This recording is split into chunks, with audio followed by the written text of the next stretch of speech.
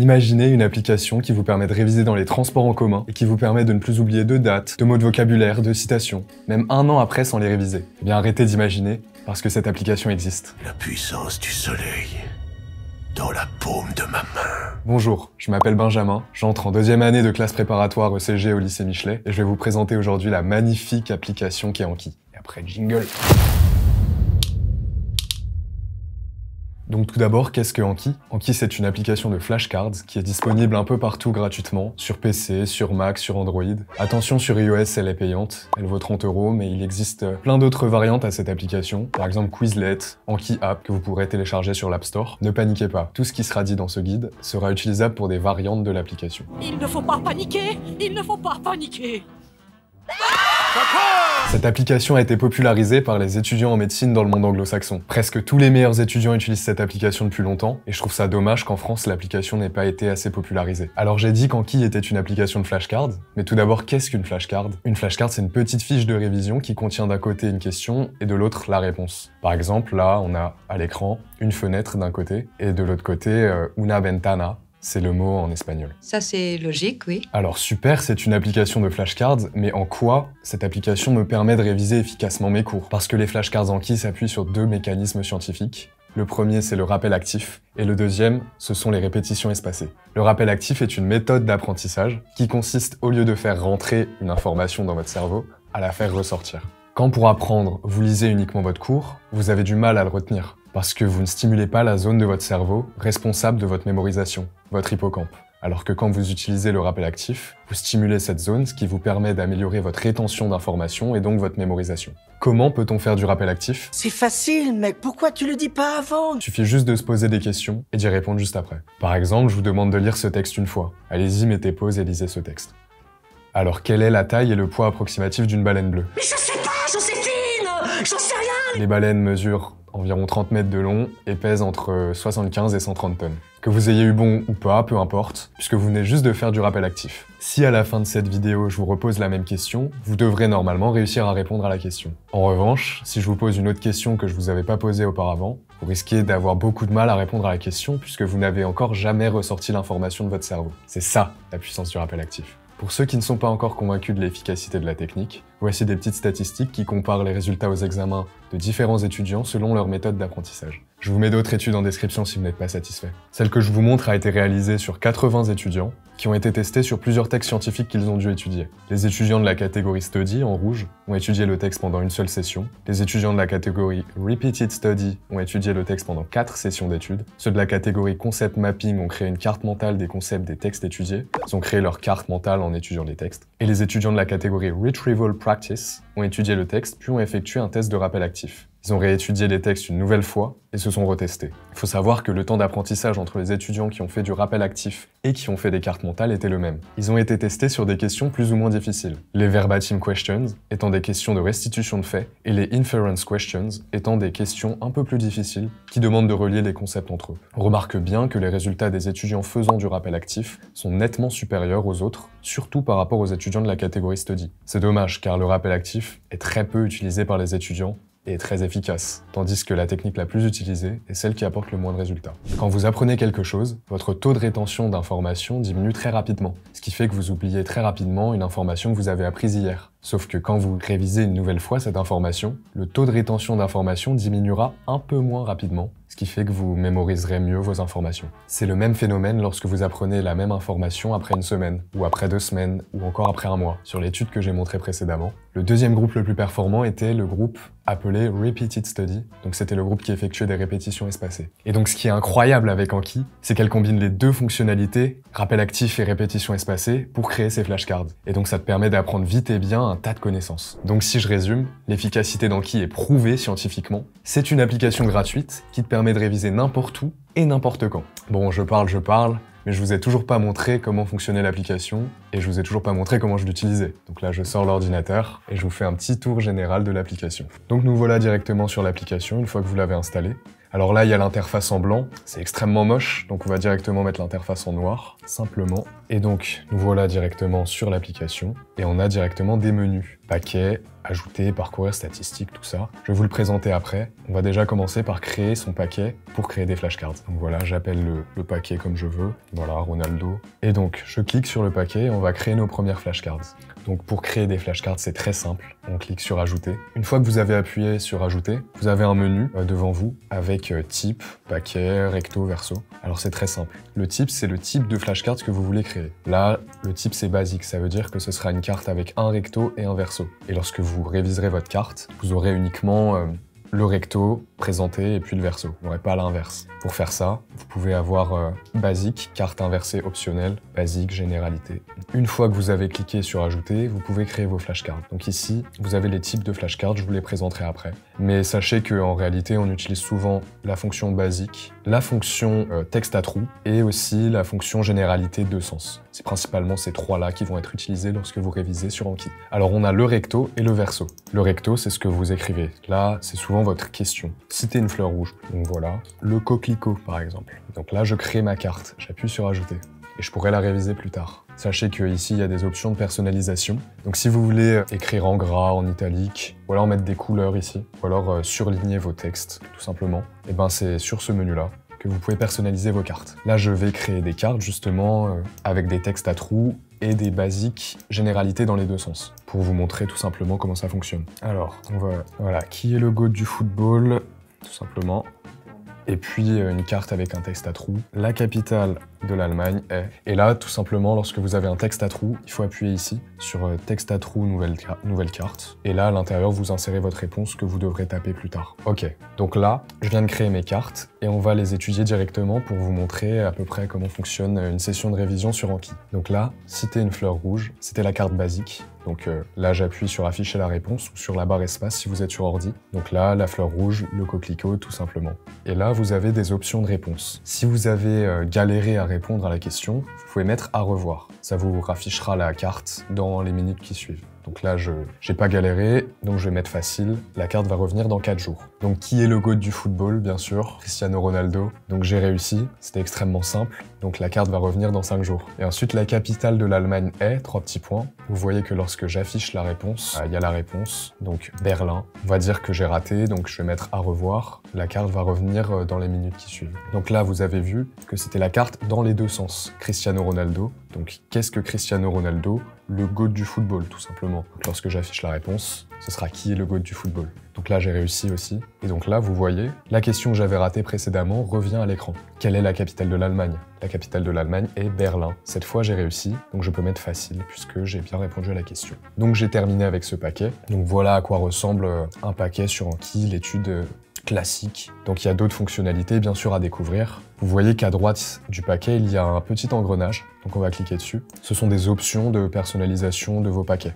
Vous allez tout d'abord renommer. Donc je peux renommer le paquet, comme je le souhaite, paquet numéro 1. Voilà, pas d'inspiration. Je peux le renommer facilement. Deuxième chose, options. C'est très important parce que là, vous allez pouvoir vous fixer des limites de cartes à étudier par jour. Parce que vous avez peut-être trop de cartes à étudier tous les jours. Vous en aurez peut-être 50 ou alors 100, ce qui est beaucoup trop lourd. Donc vous pouvez vous fixer des limites. Donc ici, je clique sur ce paquet puisque j'aimerais modifier que ce paquet. Et donc les nouvelles cartes que je souhaite réviser par jour, par exemple, je les mets au nombre de 5. C'est très léger, bien sûr. Mais souvent, c'est aux alentours de 20-30 que je révise par jour ces nouvelles cartes. Et le quota de révision journalière, ce sont le nombre de cartes totales que vous souhaitez réviser. Il faut savoir qu'il y a un code couleur sur les cartons. Les nouvelles cartes, ce sont les cartes en bleu que vous avez pu voir tout à l'heure. Les cartes en rouge, ce sont les cartes que vous avez ratées. Et les cartes en vert, ce sont les cartes que vous devez réviser.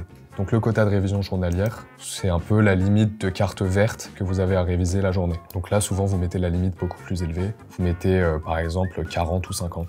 Bon, là, il n'y a pas assez de cartes, tout simplement, puisqu'il n'y a que 4 cartes. Mais lorsque vous rajouterez des cartes dans ce paquet, la limite prendra sens. Donc ensuite, 50 cartes, par exemple. Et là, vous avez des options qui sont pas extrêmement importantes à connaître lorsque vous débutez sur Anki. Donc on peut tout simplement les oublier. Ordre d'affichage, c'est pas nécessaire honnêtement. Enfouir les cartes sœurs, ça peut être intéressant de les mettre, mais honnêtement, si vous débutez sur Anki, c'est inutile. Ce sont les cartes généralités dans les deux sens. Par exemple, qui est le GOAT du football, Cristiano Ronaldo qui est le GOAT du football. Ça vous permet d'éviter de réviser 2 fois la même carte. Donc ici, je vais pas le faire, mais vous pouvez très bien le faire. Vous avez audio aussi, parce que vous pouvez mettre une synthèse vocale pour vos cartes. Ça peut être utile pour les cartes de vocabulaire d'anglais, mais ici, je vais pas le faire. Chronomètre, honnêtement, c'est inutile. Et le reste, c'est trop avancé pour vous. Et franchement, ça ne sert à rien. Donc, on clique sur sauvegarder pour appliquer les paramètres, tout simplement. Et nous voilà terminés avec le menu options. Qu'est-ce qu'on a d'autre? On a exporter. Exporter, c'est très intéressant comme fonctionnalité sur Anki. Ça vous permet tout simplement d'envoyer vos paquets à vos amis. Donc, lorsque je clique sur exporter, je peux... Bon, là, j'ai des options de format d'exportation. Honnêtement, vous pouvez cocher les cases si vous le souhaitez. Ça dépend de vos préférences, de comment vous voulez envoyer vos paquets. Donc là, j'appuie sur exporter et là, je le mets sur le bureau. Et donc là, j'ai le paquet Anki directement sur le bureau. Voilà, paquet numéro 1 ici. C'est un paquet que j'ai exporté et donc là, je peux envoyer ce paquet par mail à n'importe qui tout simplement. Et il pourra utiliser le paquet avec mes cartes à l'intérieur. Donc, on a vu le menu exporter, là vous pouvez supprimer le paquet. Maintenant qu'on a vu exporter, on peut aussi importer. Comment on importe? Il y a un bouton juste en bas, importer, et qui vous permet tout simplement, c'est écrit, importer vos paquets. Ici, j'ai pris un paquet Anki de français sur Joachim du Bellay, et donc c'est très simple. Je clique sur le paquet et j'appuie sur ouvrir. Et là, option d'importation. Vous pouvez choisir d'importer les pré-réglages des paquets, là je vais pas le faire, mais c'est évidemment selon vos préférences. Donc j'importe le paquet. Vous voyez là, c'est les cartes qui contiennent le paquet. C'est principalement des citations, donc voilà. Vous voyez ici, français classique. J'ai 14 nouvelles cartes, ce sont les cartes en bleu. Et à l'intérieur de ce paquet, je peux cliquer dessus, qui m'affiche justement Joachim du Bellay, les regrets. Alors il y a une fonctionnalité que je vous avais pas présentée. Vous pouvez tout simplement regrouper les paquets entre eux, regardez. Il suffit juste de glisser le paquet dans celui que vous souhaitez être un grand paquet qui répertorie tous vos sous-paquets tout simplement. Donc vous voyez, je clique, je déplie, on peut voir les deux paquets, Joachim du Bellay et paquet numéro 1. Donc c'est à peu près tout pour les options du bas d'écran. On peut voir maintenant les autres options. Il y a l'option parcourir. Parcourir, c'est une option très intéressante. Elle vous permet d'observer toutes vos cartes et tous vos paquets et de les modifier comme bon vous semble. Vous voyez ici, là, à gauche, là je vais enlever les marqueurs, c'est pas très utile. Donc ce qui nous intéresse, c'est paquet. Et là, je peux rentrer donc dans français classique, paquet numéro 1. Et donc là, si une carte ne me plaît pas, je peux la modifier sans trop de difficulté. Ici, par exemple, je vais mettre une fausse réponse, je vais mettre Lisbonne, c'est pas vrai. Et donc ici, ça me permet de modifier les paquets. Il y a d'autres options qui sont intéressantes ici. Vous pouvez déplacer les cartes de paquets. Si par exemple, cette carte sur la capitale de l'Allemagne devait aller dans le paquet de français classique Joachim du Bellay, les regrets, eh bien je peux le faire. Je peux cliquer tout simplement sur carte, changer de paquet. Et là, je clique sur le paquet qui me convient. Donc là, je souhaite déplacer ma carte dans le paquet Joachim du Bellay et je clique sur déplacer la carte. Vous voyez, Joachim du Bellay, les regrets, j'ai la carte sur la capitale de l'Allemagne. Donc là, vous voyez qu'elle a disparu. Si vous souhaitez que la carte apparaisse dans les deux paquets, c'est une autre fonctionnalité. Vous pouvez créer des copies de vos paquets. Vous allez dans Notes et créer une copie. Et donc ici, il y a la carte, la capitale de l'Allemagne est. Ici, elle est dans Joachim du Bellay. Et je souhaite qu'elle revienne dans le paquet numéro 1. Je souhaite créer ma copie dans ce paquet. Donc je clique sur paquet et je clique paquet numéro 1. Je choisis et puis j'ajoute tout simplement. Et là, paquet numéro 1, la capitale de l'Allemagne est Lisbonne. Mais maintenant, j'ai la carte dans les deux paquets. Ça peut être une fonctionnalité intéressante si vous souhaitez réviser plus souvent certaines cartes. Dans le menu parcourir, il y a une fonctionnalité intéressante, c'est la recherche de cartes. Si vous avez une carte que vous souhaitez chercher en particulier, par exemple ici je vais chercher la carte sur le coquelicot. Je tape coquelicot, j'appuie sur entrée directement, citer une fleur rouge coquelicot. Et donc là, c'est très utile si vous avez énormément de cartes, de rechercher une carte spécifique directement en tapant le contenu de la carte. Et là je peux la modifier comme je veux, j'ai pas d'autres fleurs rouges en tête donc on va garder coquelicot, mais vous pouvez la modifier comme ça. Et donc c'est à peu près tout ce qu'il y a à savoir dans le menu parcourir pour l'instant. Et donc on va le quitter. Il reste le menu statistiques et synchronisation. Le menu statistique n'est pas très intéressant, sert surtout à frimer devant vos amis. Vous pouvez vous la péter de votre persévérance, votre régularité. Et regardez, si on clique, c'est juste un arbre à statistiques. Vous n'en avez pas besoin, honnêtement. Donc on va passer directement à synchronisation, qui est beaucoup plus intéressant. Synchronisation, c'est une fonctionnalité qui vous permet de connecter en même temps vos cartes sur l'application mobile et sur l'application sur ordinateur. Donc ici, je clique pas puisque c'est un nouveau compte, mais lorsque vous cliquez, vous pouvez justement réactualiser l'état de votre collection Anki sur votre téléphone et inversement. Il reste aussi deux autres menus à observer, en haut à gauche cette fois. C'est le menu outils, c'est principalement lui qui est le plus intéressant. Donc le menu outils avec les préférences. Donc ici, vous pouvez changer la couleur de votre hanki. Si vous souhaitez le mettre en clair ou en sombre, vous pouvez le garder en sombre honnêtement. Personne ne met en clair, ça détruit les yeux. Et donc c'est principalement tout pour l'apparence. Vous pouvez mettre des petites options, honnêtement c'est pas très utile. Vous avez aussi révision. Révision, vous pouvez uniquement changer vos raccourcis de réponse si ça vous intéresse. Ici c'est pour à revoir, difficile, correct, facile. C'était le niveau de difficulté de réponse lorsque vous voyez une carte. Donc à revoir, c'est si vous n'avez pas du tout réussi à répondre, et facile si c'était extrêmement simple. Et honnêtement, c'est uniquement utile pour l'application PC. Ensuite, dans modification, on n'a pas grand chose à voir, honnêtement. C'est pas très utile. Dans réseau, non plus, ce n'est pas très utile. Et dans sauvegarde, ça permet de sauvegarder à peu près à un intervalle régulier vos collections pour pas avoir trop de différences de synchronisation entre vos Anki. Mais honnêtement, ne touchez à rien. Vous en avez pas trop lorsque vous utilisez Anki pour les révisions. Il y a une dernière fonctionnalité que j'aimerais vous présenter. Ce sont les add-ons ou alors greffons en français. Les greffons, ce sont des outils que vous pouvez utiliser uniquement sur ordinateur, mais qui changent la vie honnêtement. Là, ici, j'ai deux add-ons. Quizlet to Anki, Importer with Audio Support et Review Heatmap. Donc là, ce sont deux add-ons que je vous présente juste après. Déjà, je vais vous apprendre à acquérir justement ces add-ons, acquérir des greffons. Donc vous cliquez dessus, acquérir des greffons, et là vous devez taper des codes. Je vais vous montrer des codes à l'écran. Ce sont les codes des deux add-ons qui sont ici. Donc vous avez juste à copier-coller le code et normalement vous aurez l'add-on. Et donc je vais vous présenter un par un ces deux add-ons. On va commencer par Review Heatmap. Alors Review Heatmap, vous voyez, ça permet d'afficher un espèce de calendrier avec des cases vertes de temps en temps. Alors c'est ce que fait cet add-on. Ça vous permet de voir à quel point vous êtes constant dans vos révisions. C'est un petit calendrier pour se faire plaisir. Bon, c'est pas vraiment très utile. Ça peut être appréciable si vous avez des petites envies de statistiques, tout simplement. Et le deuxième add-on, c'est Quizlet to Anki 21 Importer with Audio Support. Pour vous résumer, ça vous permet de voler les cartes que font les gens sur Quizlet. Donc, lorsque vous avez quelqu'un qui utilise une application de flashcard, donc Quizlet, vous pouvez importer les paquets de Quizlet sur Anki grâce à cet add-on. Lorsque vous avez acquis le greffon, en tapant le code, vous allez avoir dans Outils une nouvelle barre, Import from Quizlet. Donc vous cliquez dessus, et là, vous avez juste à copier-coller l'URL Quizlet du paquet, et donc à le coller ici, et d'appuyer sur Import Deck. Ça vous permet donc, à partir de maintenant, d'avoir toutes les cartes Quizlet de vos amis et de les coller directement sur Anki, sans avoir à créer de nouveaux decks manuellement. Et donc il y a des petites options, vous pouvez rajouter une synthèse vocale à toutes les cartes et ajouter le reverse. Reverse, c'est les deux sens de la carte, donc vous n'aurez pas uniquement le recto et le verso, vous aurez aussi le verso et le recto qui seront présentés sur lorsque vous réviserez tout simplement vos cartes. Ok, donc maintenant que je vous ai fait un petit tour général d'horizon de l'application, je vais vous présenter comment je m'organise pour réviser tous mes cours sur Anki. Donc là, on arrive sur mon interface Anki. Vous pouvez voir que c'est organisé par matière. Anglais, espagnol, français, géopolitique. Philosophie, ça date de la terminale, mais du coup, je le révise plus parce que les cartes étaient trop mal faites. Donc vous pouvez voir déjà les petits greffons que j'avais mis. Vous pouvez voir ma petite carte de régularité. Vous pouvez voir qu'en gros, à part en vacances, les premiers jours des vacances, je fais pas de Anki, mais je suis plutôt régulier. Donc déjà, tout d'abord, j'aimerais vous dire que c'est ma méthode de révision et donc je suis personne pour vous imposer une quelconque façon de faire des cartes Anki. Ce que je dis à partir de maintenant, c'est à prendre avec des pincettes, organisez-vous comme vous voulez. On va commencer par mon organisation en langue. Alors, vous voyez que j'ai un paquet d'anglais. Lorsque je l'ouvre, il y a énormément de catégories. Vous pouvez voir immigration, règles de vocabulaire, the internet, énergie, éducation, etc.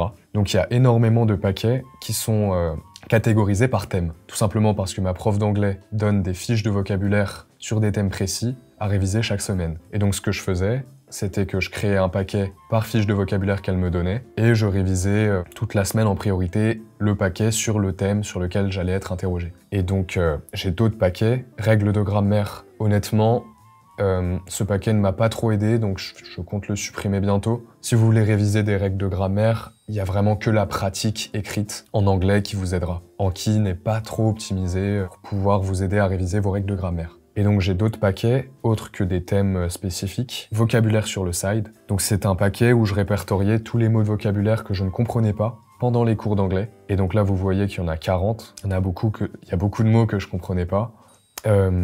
Et il y a aussi des paquets que j'ai téléchargés en amont sur Anki. Anglais, vocabulaire B2, C1. Honnêtement, c'est intéressant de les télécharger. Ça vous fait apprendre des centaines de mots de vocabulaire assez facilement. Et donc d'améliorer votre niveau de langue. Vous voyez aussi mot C1 Kinori. Donc là, j'ai volé le paquet d'un youtubeur qui était en prépa il y a quelques années. Et donc comment je m'organise pour l'anglais? Ce que je fais, c'est que je regroupe tous les paquets dans un énorme paquet anglais et puis je me fixe des limites. Vous pouvez voir les options que je mets. Donc je mets 30 nouvelles cartes par jour et 70 cartes à réviser. Donc les nouvelles cartes, ce sont les bleues et les cartes à réviser, ce sont les vertes. Ce qui me fait environ 100 cartes d'anglais par jour à réviser, ce qui est honnêtement faisable en 10 minutes chaque jour. Donc ce n'est pas trop de temps à allouer tout simplement à l'anglais. Et ça me permet d'apprendre du coup 3000 mots de vocabulaire par mois. Et donc sur le long terme, c'est vraiment un investissement rentable. En espagnol, c'est la même chose, sauf que je mets un peu moins de cartes à réviser puisqu'il y a beaucoup de nouveaux mots à apprendre dans cette langue que je n'ai pas encore appris. Donc j'essaie d'avoir un paquet assez léger, environ 70 cartes par jour. Ça me prend aussi 10 minutes par jour.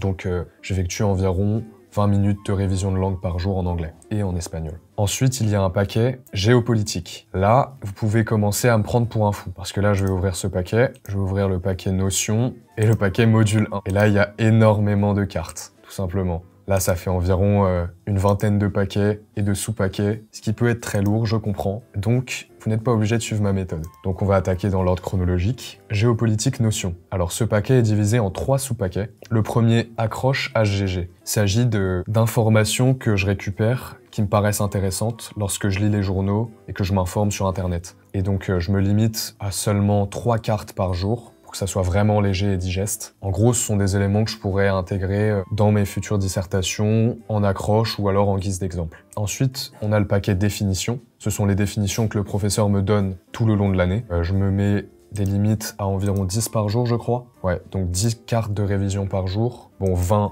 nouvelles cartes par jour, c'est abusé. Honnêtement, je faisais plutôt 5 nouvelles définitions par jour. Il n'y a pas autant de définitions qui arrivent tous les jours en cours de géopolitique. Et ensuite, on a un paquet référence aux ouvrages. Ce paquet est uniquement dédié aux ouvrages que mon professeur cite tout le long de l'année en géopolitique. Et donc, ça fait énormément d'ouvrages à apprendre. Je les ai tous répertoriés dans ce paquet. Certains s'organisent plutôt par chapitre. Moi, j'ai préféré tout référencer dans un paquet. Et donc là, j'apprenais 20 nouveaux ouvrages par jour et j'en révisais 20. Mais honnêtement, c'est pas 20. Si vous êtes constant, vous pouvez juste faire 5 ou 10 nouvelles cartes pour ce paquet et 20 ouvrages à réviser, ce qui est assez normal. Et donc, au niveau du temps, les accroches de géopolitique, comme il n'y a que 3 cartes par jour, je les révise en 1 minute. Les définitions, souvent il y en a 10, ça me prend environ 2-3 minutes. Et les références aux ouvrages, comme il y en a 20, là ça peut me prendre entre 5 et 10 minutes. Et donc ensuite, on peut voir que j'ai divisé mes paquets de géopolitique par module. Donc là, je suis le programme directement,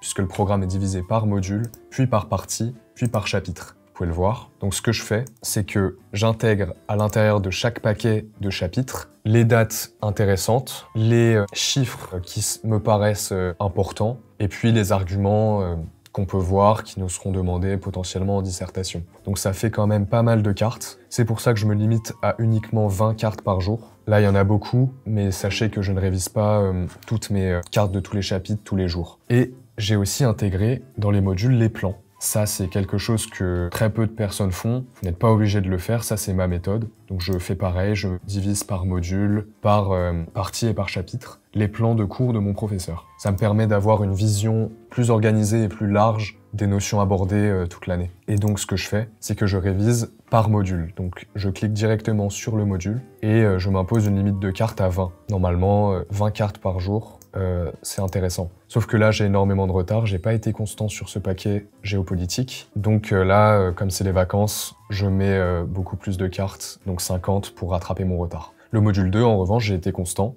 Vous pouvez voir, j'ai uniquement 9 cartes à réviser aujourd'hui, ce qui est très peu finalement, et qui me permet donc de réviser l'intégralité du module géopolitique en environ 20 minutes. Donc les langues et la géopolitique, en tout, me prennent 40 minutes de Anki par jour, ce qui est très peu finalement, puisque Anki représente environ 40% de mes révisions. Et ensuite, la dernière catégorie, français classique, c'est le paquet que j'avais importé tout à l'heure. Et donc là, vous voyez que j'ai subdivisé ce paquet par grandes œuvres de littérature que j'ai vues dans l'année. Donc on a les Fables de La Fontaine, Joachim du Bellay, Les Regrets, l'Odyssée d'Homère. J'ai même un paquet avec des tableaux pour me faire une petite culture en histoire de l'art. Et donc ce paquet, comment je le conçois, c'est très simple. À l'intérieur de chaque paquet, j'écris une citation avec le chapitre dans lequel a été tirée cette citation. Là, on va cliquer sur Laclos, les liaisons dangereuses, par exemple. Vous voyez, lettre 81, citation, contenu et paradoxe. Donc là, cette carte me demande quelle est la citation à retenir des liaisons dangereuses de la lettre 81. Mais donc en gros,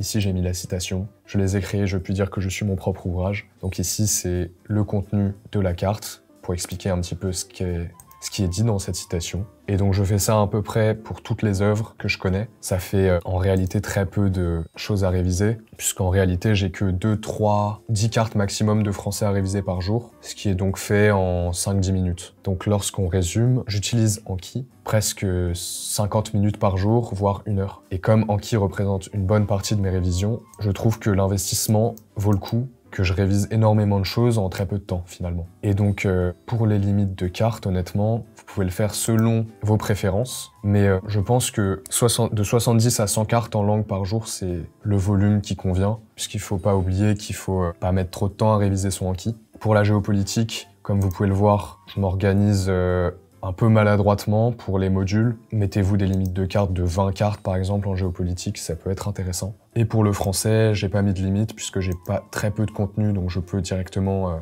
faire le nombre de cartes que me propose naturellement Anki tous les jours. Donc je pense que c'est à peu près tout pour la présentation de mon Anki. Je vous ai pas montré les cartes en live, mais par exemple on peut voir, ici une carte de vocabulaire, un attachment, j'ai réussi. Donc je le mets en facile, donc vous pouvez voir à quoi ressemble une carte d'anglais. Et géopolitique, on peut voir par exemple accroche à CETA France accroche. J'ai noté par exemple des informations sur la CETA.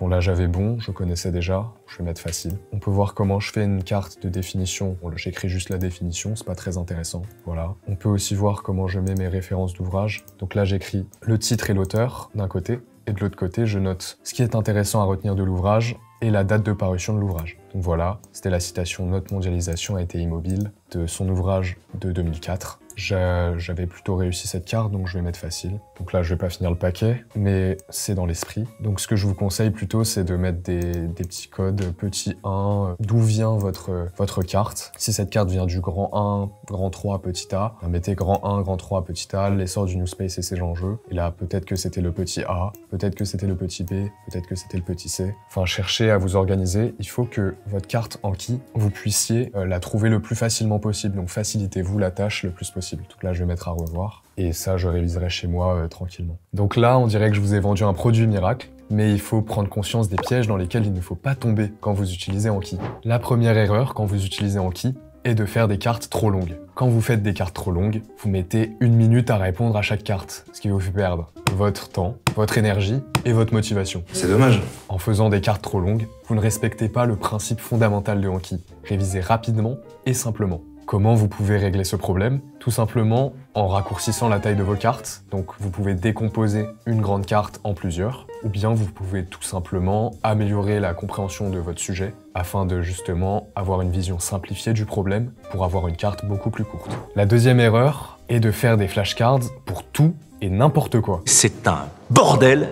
En faisant des flashcards sur tout et n'importe quoi, vous ne respectez pas le principe de Anki qui est de réviser efficacement. Donc, ce qu'il faut, c'est s'alléger la tâche le plus possible. Vous devez avoir confiance en vos compétences. Ne faites pas de cartes inutiles, vous perdez en efficacité et en énergie, ce qui peut induire du coup à des pertes de motivation, et c'est pas ce qu'on veut. Lorsqu'on utilise, rappelez-vous, on cherche à réviser simplement et efficacement. Donc on veut tout sauf se dégoûter. Alors comment on peut régler ce problème de faire des cartes sur tout et n'importe quoi? C'est très simple. En réalité, à chaque fois que vous révisez une carte, posez-vous quelques questions. Est-ce que cette carte est vraiment utile? Est-ce que ce mot de vocabulaire, je le connais pas déjà? C'est toutes ces petites questions qu'il faut vous poser à chaque fois que vous révisez une carte. Et si vous connaissez déjà le mot ou que cette date n'est pas utile, supprimez-la directement. Il ne sert à rien de savoir dire marteau-piqueur en espagnol ou en anglais. Hey, get on put the poteau là-bas. Put the ciment the poteau. Troisième erreur, ne pas faire de bons réglages. Il est important de mettre des limites de cartes quotidiennes à réviser, parce que sinon vous ne respectez pas le principe fondamental de Anki, qui est de réviser rapidement. Une session de Anki doit durer environ 1 heure maximum. Si c'est pas le cas, c'est que vous vous organisez mal, vous avez peut-être commis les erreurs précédentes. C'est donc très important d'avoir une routine tous les jours de cartes à réviser pour ne pas vous démotiver tout simplement et pour réviser un nombre de cartes assez conséquent de façon légère. C'est un jeu simple comme bonjour. La quatrième erreur est de compter uniquement sur Anki pour ses révisions. Cette erreur est une erreur fréquente réalisée par toutes les personnes qui découvrent Anki. C'est quoi cette application de fou? Je vais tout mettre sur Anki et j'aurai plus de problème pour mes révisions. Anki vous aide très bien à mémoriser des faits, des dates, c'est-à-dire à restituer des informations. Sauf que le jour de l'épreuve, la restitution de faits est quelque chose de prérequis. Ce n'est pas quelque chose qui vous aidera à réussir votre dissertation, puisque la dissertation demande de faire des liens logiques entre certaines idées, de nuancer vos propos, savoir rédiger correctement, ou encore prendre du recul sur les situations. Et Anki ne vous aide pas, justement, à développer ces compétences. Également, sur Anki, vous n'approfondissez pas les connaissances que vous apprenez. Pardon! Puisque c'est quelque chose de fixe dans le temps, c'est principalement des dates, des faits précis, mais vous n'avez pas de connaissances approfondies de tels sujets. Et donc, il faut bien s'assurer à chaque fois que vous créez une carte Anki de comprendre ce que vous faites. La compréhension est très importante lorsque vous apprenez des choses. C'est d'ailleurs pour ça que Anki ne représente que 40% de mes révisions. Le 60% restant représente la compréhension du cours, l'analyse de mes erreurs dans les DS, et encore la prise de recul. Cinquième erreur, ne pas être constant. C'est peut-être le plus important finalement. Vous accumulez très vite le retard avec Anki, et si vous ne vous mettez pas de limite quotidienne, vous serez rapidement surchargé de cartes. Par exemple, j'ai un ami qui a 756 cartes de géopolitique à rattraper. Ça fait beaucoup là, non? Et ça le dégoûte tout simplement au plus haut point. Donc c'est important de se fixer des limites. Mais aussi d'être constant. Lorsque vous êtes constant, vous vous rendrez très vite compte du pouvoir des habitudes. Lorsque vous avez une habitude d'apprendre 100 mots par jour en langue, au bout d'un mois, vous aurez déjà appris 3000 nouveaux mots. D'apprendre autant de mots, autant de nouveaux mots, ça peut vous aider à progresser extrêmement vite en langue. La dernière erreur à ne pas commettre lorsque vous utilisez Anki, c'est de ne pas utiliser vos connaissances en temps réel. Lorsque vous utilisez vos connaissances en temps réel, vous apprenez mieux parce que vous mémorisez mieux et vous savez aussi